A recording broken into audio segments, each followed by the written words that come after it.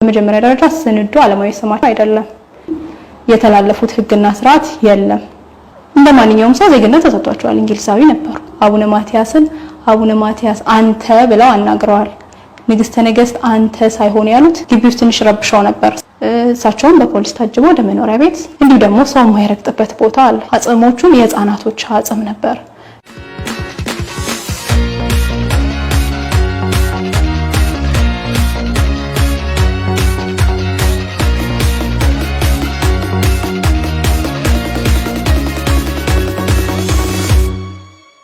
ሰላም ጤና ይስጥልን ውድ የአንዳፍታ ሚዲያ ተከታታዮቻችን እንደምን አላችሁ በመዲናችን አዲስ አበባ ከሰሞኑ አነጋጋሪ ከሆኑት ጉዳዮች መካከል በግንባር ቀደምትነት የሚገኘው የእህተ ማርያም ጉዳይ ዛሬም ቀጥሏል ኮሮና ቫይረስ አመጣሽ ወረርሽኝ ጋር በተያያዘ የወጣውን አስቸኳይ ጊዜ አዋጅ ተላልፋ ተገኝታለች በሚል በፖሊስ ቁጥጥር ስር ከዋለች በኋላ የተለያዩ መረጃዎች እየወጡባት ይገኛል በተለይ የእህተ ማርያም የእንግሊዝ ዜግነትና በመኖሪያና የጸሎት ቤቷ ግቢ ውስጥ ተገኘ ስለተባለው የህፃናት አጽም ጉዳይ እንደዚሁም አሁን እህተ ማርያም ያለችበትን ወቅታዊ ሁኔታ በተመለከተ በማህበሯ ውስጥ አባል ከሆነችው መሐሌት ተስፋዬ ወይንም ወለተ ማርያም ጋር አጭር ቆይታ አድርገናል እሷም ስለ አጠቃላይ ሁኔታው የአይን ምስክርነቷን በሚከተለው መልኩ ገልጻልናለች እኛም እነሆ ብለናል በስመ አብ ወወልድ ወመንፈስ ቅዱስ አሐዱ አምላክ አሜን በዚህ ሰዓት ያደረሰን ለእግዚአብሔር ክብርና ምስጋና ይገባሃል አትለይና ምና ወላዲተ አምላክ ምስጋና ይገባሻል እኔ መሐሌት ተስፋዬ ወይም በመጽሐፍ ስሜ ደግሞ ወለተ ማርያም እባላለሁ የመጣሁት ከመድኃኔዓለም ነው ከመቤታችን ከቅድስት ድንግል ማርያም ዘኢትዮጵያ ማህበር ነው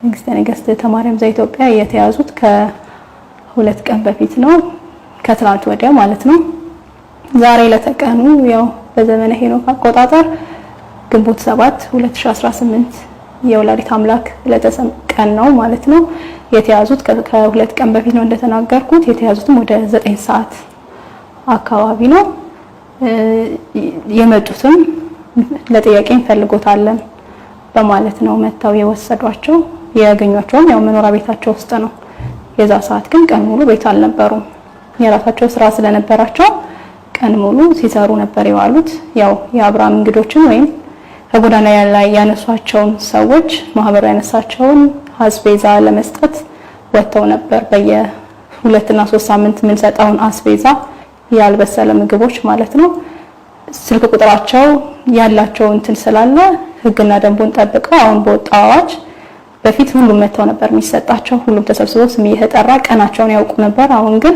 ህግ ላለመተላለፍ ሲባል ያሉበት ድረስ እየሄዱ ወደ አንቆርጫ አካባቢ ወደሚባል ቦታ ነበር የዛን ቀን የዋሉት ከአስኮ መኖሪያ ቤት ከመጋዘን አውጥተው አንቆርጫ ወደሚባል አካባቢ ሄደው በያሉበት ያንን ዕቃ አድለው አድርሰው ሲመለሱ ከ9 ሰዓት እስከ 11 ሰዓት ደግሞ የአብርሃም እንግዶችን መልሰው ደግሞ በየቀኑ የማይቋረጥ ማዕድ አለ ቤት ውስጥ ስለማይመገቡ ወጥተው እሱን ደግሞ ለመስጠት በሚመለሱ ሰዓት ከመውጣታቸው በፊት ነው በር የተንኳኳው የከፈቱትም ራሳቸው ናቸው ምክንያቱም በዛ ሰሞን ይጠብቁ ነበር በር እኔ ነኝ የምከፍተው እኔ ባለሁበት እኔ ነኝ የምከፍተው ምክንያቱም መጠበቃቸው ሰዎች አሉ ብለው ራሳቸው ነበር ይከፍቱ የነበሩት እና በዛ ሰዓትም ራሳቸው ገቡ ቅርሳ ለጥያቄ እንፈልጎታለን የሚል ጥያቄ ጠየቋቸው መልካም ፍቃደኛ ነኝ ብለው ነው ወደ ኋላም አልተመለሱም ጸሎት አድርገው አብሯቸው ከጠየቃቸው ሰው ጋር አብረው ተከትለው ወጡ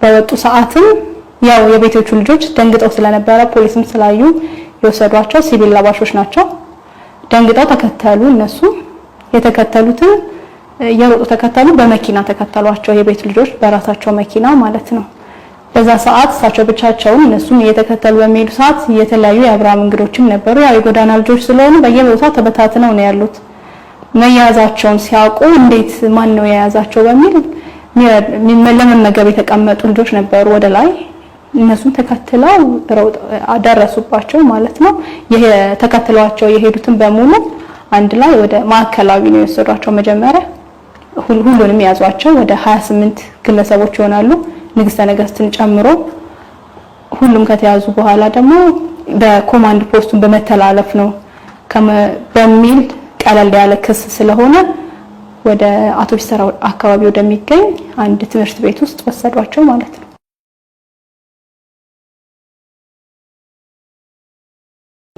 መጀመሪያ ማዕከላዊ ሄደን እኛ እንደሄዱ አላወቅንም ነበረ።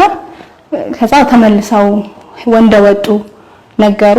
መጀመሪያ የኮሮና ምርመራ ሊደረግላቸው ነው የተባለው። ከዛ እውነትም ምርመራ ተደረገላቸው።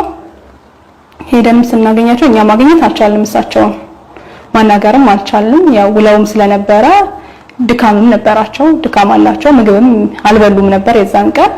ስለዚህ ባካችሁ አትሊስት እንኳን ምግብ የሚበሉበት መንገድና ምን ደረጃ ላይ እንዳሉ እንወቅ፣ በምን መሰረትም እንደተከሰሱ እንወቅ የሚል ነገር ነበር። ምክንያቱም እንደማንኛውም ሰው በሚዲያ ነው የዛን ዕለት ማታ በቁጥጥር ስር ዋሉ የሚለው የክስ እንትኑን ያየ ነው ማለት ነው። አላወቅንም እንዴት እንደተያዙ ለምን እንደሆነ። ከዛ ማግኘት እንደማንችል ወይም ጠዋት መምጣት እንዳለብን እስከ 4 ሰዓት ድረስ ጠብቀን ለምነናቸው ነበር እና ሊጠይቅ የመጣውንም ካልሄዳችሁ እናንተም መታሰር እንደምናስራችሁ ወይም እንደምትገቡ እንነግራችኋለን ነበር ያሉን። እውነትም እስከ 4 ሰዓት ተኩል ጠበቅን። መሽቶ ወደ ቤታችን ተመልሰን ሄደን ማለት ነው። የዛን ቀን በጠዋትም ሄደን ነበር። በጠዋትም እኔም የማግኘት እድሉ በጣም በጠዋት 12 ሰዓት አካባቢ ነው የሄድኩት። ያደሩ ፖሊሶች ስለነበሩ ቁርስም ይዘን ስለነበር እንድንገባ ፍቃድ ጠይቀን ገባን። አገኘናቸውም። እሳቸውን እኔም ማግኘት ችዬ ነበረ። እንደውም እንደ ስጋ ምን ሆነው ይሆን ምን ይሰማቸው ይሆን የሚል ነገርም ስለነበረን ያንን ነገር ሳይ ጥያቄም አልጠየኳቸውም። ምክንያቱም በጣም በልበ ሙሉነት በጣም በፈገግታና እኔ ከጠበኩት እኔ ኤክስፔክት አድርጌ ሄድኩትና እሳቸው ያገኘሁት ነገር የተለያየ ነው። እንደ ስጋኔ ትንሽ ፈርቼ ነበረ።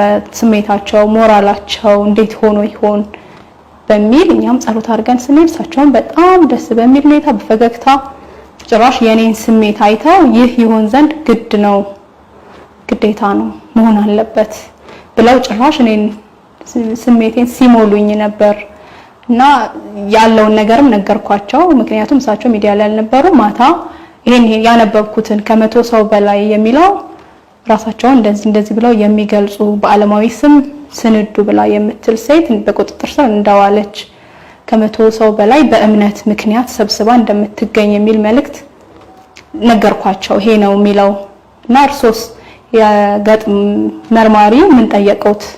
ምንስ ነበር እርሶ ይጠይቁት የነበረው ነገር በሚል ጠየኳቸው። በመጀመሪያ ደረጃ ከይቅርታ ጋር ለተለያዩ ሚዲያዎች ማስተላለፍ የምፈልገው እንደራሴ አንዳንድ ነገሮችን እያጣሩ ቢያወሩ። በመጀመሪያ ደረጃ ስንዱ አለማዊ ስማቸው አይደለም።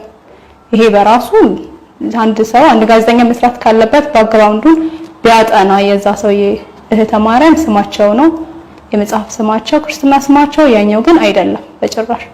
እና አለመሆኔን ስንዱስ ጀመር አይደለም ታውቂያለ ወይ? አውቃለሁ። ሲቀጥል ደግሞ ኮማንድ ፖስት በመተላለፍ ነው። አልተላለፉም። ያገኛቸውን ብቻቸውን ነው በር የከፈቱ ራሳቸው ናቸው። ከፍተው አቤት ሲሉ ለጥያቄ እንፈልጎታለን። መልካም። እሳቸው መንፈስ ቅዱስ ተነግሯቸው ስለነበረ ተከትለው ሄዱ። አብሯቸው የሄዱት ልጆችን እና ሌሎች ውጪ ላይ ያሉትን ሰዎችን አብረው አፍሰው ሄዱ። እነሱም ደግሞ ቢቆጠሩ 28 ነው ጧት ያየዋቸው።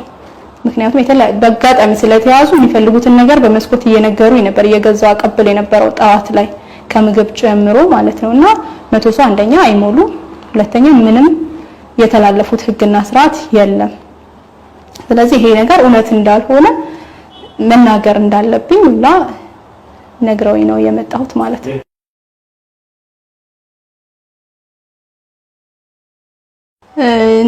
ሲጀመር ሲመጡ በዜግነታቸው ምክንያቱም ማንኛውም ኢትዮጵያዊ ስደትን እንደሚሄደው ስደትን ሄደዋል። ስደትን ፈልገው ነው የወጡት። ሲወጡም ሲንግል ሆኖ ማለት ብቻቸውን ነው የወጡት።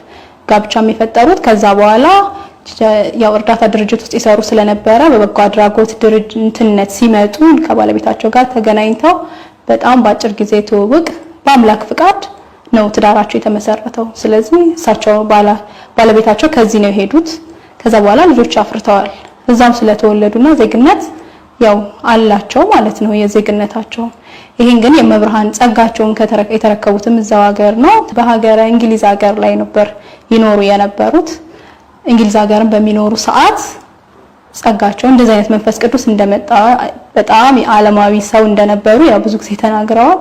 ዓለማዊ ሰውና አሁን የሚናገሩት ነገር በጣም የተቃረነ ስለሆነባቸው ለተለያዩ አባቶች ተናግረዋል። እኔም አይመለክ እንዴት ነው መልካም ሰው ቢሆኑም መልካም ስራ ላይ ነው ያሉት። እርዳታ ድርጅት ውስጥም እየሰሩ ነበረ። ስለዚህ በዚህ አጋጣሚ እዛ ላይ ነበሩ እንጂ እንደማንኛውም ሰው ዜግነት ተሰጥቷቸዋል። እንግሊዛዊ ነበሩ። ሲመጡ ቀጠቅልለው በአንድ ጊዜ አልገቡም። ያንን ጸጋ አምነው ብዙ ነገር ካሳለፉ በኋላ ቤተ ክህነት ተልከው መጥተው ነበር። ይሄንንም እርሳቸው ተናግረዋል። በዛ ሰዓትም አቡነ ማትያስ ነበሩና እንዲህ ብለሽ በዩ ይቅርታ አድርጉልኝና በዚህ ሰዓት እሳቸው ማንንም ሰው እንኳን እሳቸው እኛ አንቱ በሉ ነው የምንባለው።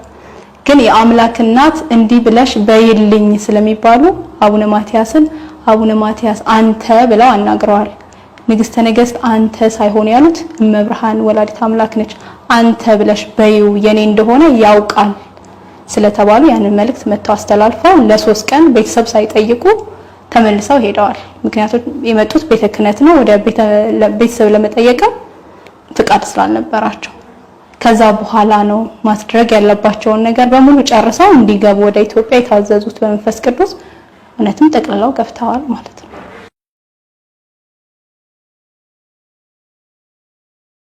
አዎ አንደኛ ያው እንደነገርኳችሁ ነው ህግና ደንቡን ኮማንድ ፖስቱን በመተላለፍ የሚል ቻርጅ አለ። ከዛ በፊት ምሳ ሰዓት ላይ ወንዶች ተፈቱ። አብሯቸው የነበሩት 28 እንዳልኳችሁ እሳቸውን ጨምሮ 5 ሴቶች ለብቻ ነበሩ። 5 ሴቶቹን ጨምሮ መጀመሪያ ወንዶቹን ፈቷቸው። ቀላል ነው ስለዚህ መፈታት አለባችሁ በሚል ተለቀቁ። እኛም እሳቸው ይፈታሉ ብለን ጠብቀን ነበር በዛ ሰዓት። እንደገና ሌሎቹን ሴቶች ደግሞ ከዛ ቀጥሎ ለቀቋቸው ወደ 3ቱን ማለት ነው። ንግስተ ነገስትንና ሄራን አብረው ናቸው። እነሱ ስለምንድን ነው የማይለቀቁት? እኛ ከመጠየቃችን በፊት እንደውም የአብርሃም እንግዶች እዛ አብረው ተሰብስበው የገቡት ግቢ ውስጥ ትንሽ ረብሻው ነበር። እሳቸው አብረን እንደገባን አብረን እንወጣለን፣ እሳቸውን ሳትለቁ እኛ መውጣት አንችልም የሚል ጥያቄ አንስተው ነበር። እሳቸው ቀላል ለሌላ ጥያቄ ስለምንፈልጋቸው ነው፣ እናንተ በሰላም ሄዱልን። እሳቸውን ግን ትንሽ ጥያቄ እንፈልጋቸዋለን፣ ከበላይም የሚመጡ ሌሎች መርማሪዎች ኮማንደሮች እንዳሉ እና ቀላል እንደሆነ ከባድ ቢሆን ኖሮ ማዕከላዊ እንደሚቆዩ እዚህ ግን ቀላል ስለሆነ ሂዱ ብለው ሌሎቹም አሰናበቷቸው። ተመልሰን መተን ስናናግራቸው አሁንም ይሄንን ቀላል ነው ያለን። እዛው ጠበቅን። ከምሳ በኋላ ወደ 9 ሰዓት ከምናምን ላይ ወደ መኖሪያ ቤታቸው እንዲሄዱ አዘዋል ማለት ነው። እሳቸውም በፖሊስ ታጅበው ወደ መኖሪያ ቤት ምንም የሚደበቅ ነገር የለኝም፣ አሳየኝ የምትሉኝን አሳያችኋለሁ፣ የምትጠይቁኝንም መልሳለሁ፣ ምክንያቱም እምነቴ እንደዋሽ አይፈቅድም፣ መዋሸትም አልችልም የሚል መልስ ሰጥተዋል። እንግዲህ አሳዩን ሲሉ ምንም ችግር የለም ተከተሉኝ ብለው ሄደዋል። አንድ ላይ እሳቸውም ታጅበው በፖሊስ ታጅበው መኖሪያ ቤታቸው ገቡ። እዛም ሁሉ ነገር ፈትሸዋል፣ መኖሪያ ቤታቸውን ማለት ነው። ወይም የኢትዮጵያ ማህበር የአምልኮ ቦታ መስቀለ ክርስቶስ ደብር ብለን ነው የምንጠራው እኛ። መስቀለ ክርስቶስን ገብተው ውስጥ ድረስ ፈትሸዋል።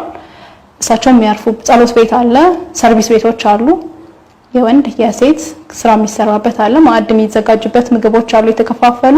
እንዲሁ ደግሞ ሰው የማይረግጥበት ቦታ አለ። ያ ማለት ከዚህ በፊት ከ4 ዓመት በፊት ተቆፍሮ የተገኘ ጸበል ይፈልቅበት የነበረው እሳቸው መንፈስ ቅዱስ እየመራቸው ያደርጉበት የነበረው ቦታዎች የተከለሉ አሉ፣ ሌላ ሰው የማይገባባቸው። እሱንም መግባት እንችላለን ብለው ተፈቅዶላቸው ገብተዋል።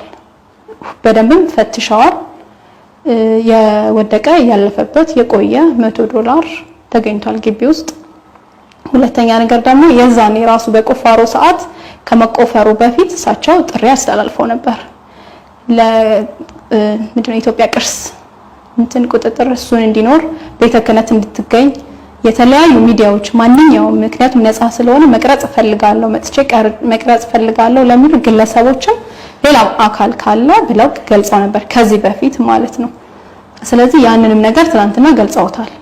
እንዲህ እንደነበር እንዴት እንደተከለለ እንዴት እንደተቆፈረ ነበር። በዛ ሰዓት የዛኔ ሲቆፈርም ጽላት ያለበት ቦታ ላይ ከመቆፈሩ በፊት ከጸበሉ ላይ አጽሞች ተገኝተው ነበር። በዛ ሰዓት አጽሞቹም የህፃናቶች አጽም ነበር እና ይሄንንም እንድትረከቡኝ ብለው ብለው ነበር። ቤተ ክህነትም መዝግቦት የኢትዮጵያ ቅርስና ቁጥጥር መዝግቦት ይገኛል ማለት ነው። በዛ ሰዓት የሄዱት ስለዚህ ትላንትና ሲመጡ ያ ነገር የዛኔ አስቀምጡት ተብለው ስለነበር አስቀምጠውታል። ማንንም አይነካው እንዳለ ይታወቃል። ማህበርተኛውም ያውቃል። የተወሰነ ማህበርተኛም በመላው ባይሆንም ማለት ድሮ የነበርነው ሰዎች ስለምናውቅ ስላየንም በአይናችን ማለት ነው። እሱን እንደ ኤግዚቢትነት $100 እና እሱን ያገኙትን ይዘው ሄደዋል። በተረፈ ግን የቀራቸው ቦታ አልነበረም። ሲፈትሹ በጣም ብዙ ቦታዎችን በነፃነት ሲፈትሹ ነበር።